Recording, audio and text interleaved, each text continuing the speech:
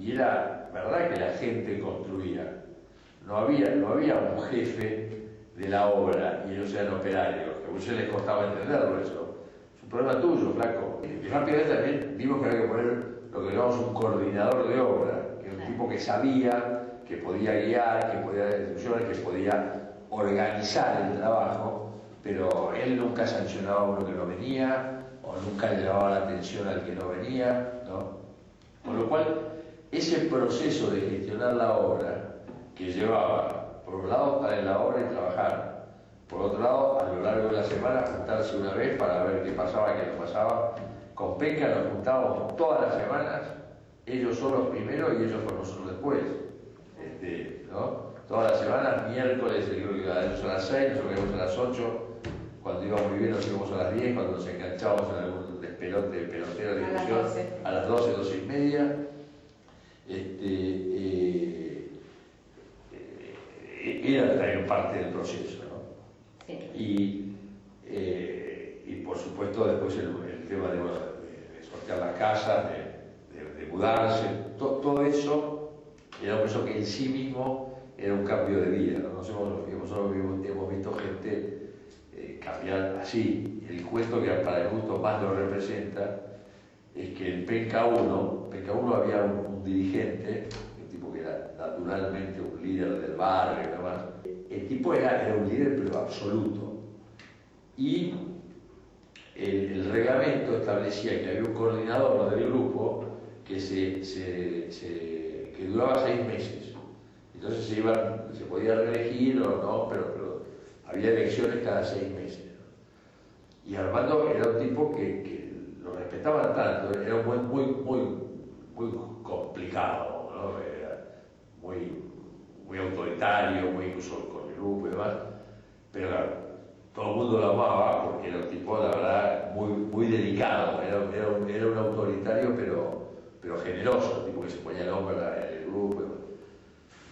Bueno, estaba Armando como coordinador y estaba Carlín, ese sí que no me acuerdo el apellido, que era el secretario, que era el tipo que hacía las actas, que tomaba la asistencia en la obra y en la reunión.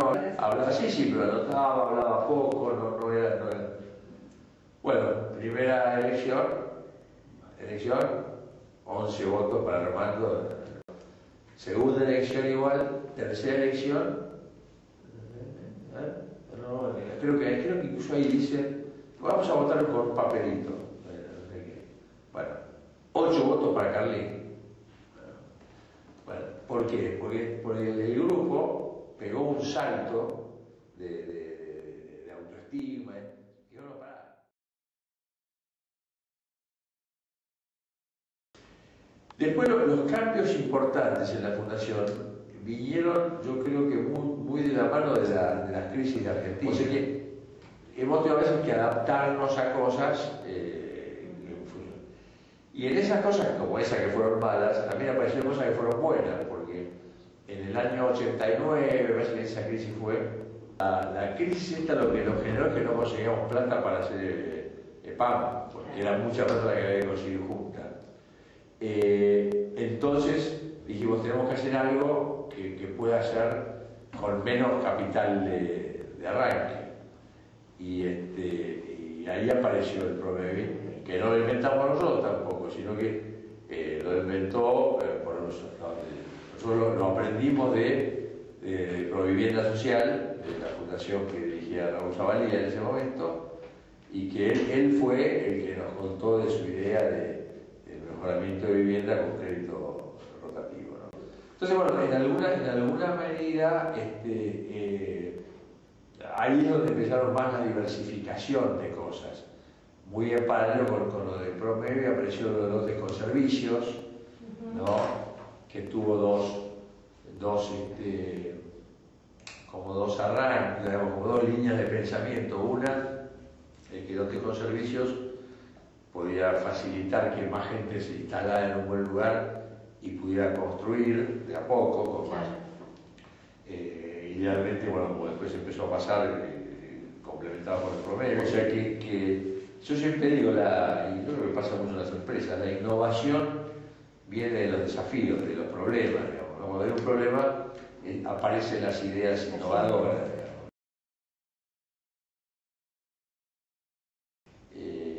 El tema del origen de la fundación en la Iglesia es un tema que nunca hemos sido confesionales, en absoluto. O sea, hemos sido explícitamente una organización de la Iglesia, como digo, sin vinculación operativa con la jerarquía. De hecho, los sacerdotes que nos han acompañado en algún momento ha sido porque, por simpatía con la obra, agregaron a su trabajo oficial, digamos, el acompañarnos, y sobre todo porque nosotros a nadie le preguntamos ni qué religión tenía, ni si tenía religión. No quiere decir que nadie, ni para trabajar ni para ser voluntario, tenga que ser católico, ni práctico, ni los prácticos, pero es la matriz. La identidad tiene que ver que viene de ahí, digamos. Entonces me parece que es importante. Y además, si uno lee ciertas cosas como algo que figura por ahí el balance permanente entre preservar la solidaridad y preservar la libertad, ¿no? Que es una frase de Pablo VI, ¿no? La relación de que cuando hay alguien que sufre el género humano, no sufre la persona solamente. Salimos en sociedad con el apellido de la Iglesia. O sea, nuestra garantía no era ni Mario Francini, ni Martín Lago, ni el señor Constantini, ¿no? Para Constantini, Martín Lago era garantía, para alguien sería yo garantía, entre comillas. Claro. Pero lo que como institución le daba vigencia a la cosa, qué sé yo, empezamos a hablar porque éramos una iglesia. La plata para Penca 2, para Penca 1 y Penca 2, no lo habíamos levantado, sino que lo han sido Juan Pedro y Diego. Y la fundación nació para ser un instrumento de puesta en común de bienes, como es Cáritas, digamos, ¿no? En mis épocas de Cáritas, una vez un director de Cáritas de Buenos Aires dijo a un grupo, y yo estaba entre los que lo escuché, que dice, Cáritas, en la palabra del buen samaritano, no es el samaritano, Cáritas es el posadero, dice, porque el buen samaritano se compadece de un prójimo cercano, porque en una circunstancia, digamos, que la vida le pone un prójimo ahí que se hace cercano porque es el único que está. Él es el único que no puede, ¿no? Es decir, de hecho, la palabra dice que pasan otros y no paran, digamos, ¿no? Pero ese señor que tenía su vida, sus cosas, sus negocios seguramente, reposa en el posadero para completar su obra, ¿no? Entonces, yo creo que así como la calidad personal, todos la tenemos, con prójimos cercanos, con el que vemos, con el que trabaja con nosotros, con el que se cae en la calle delante nuestro, demás.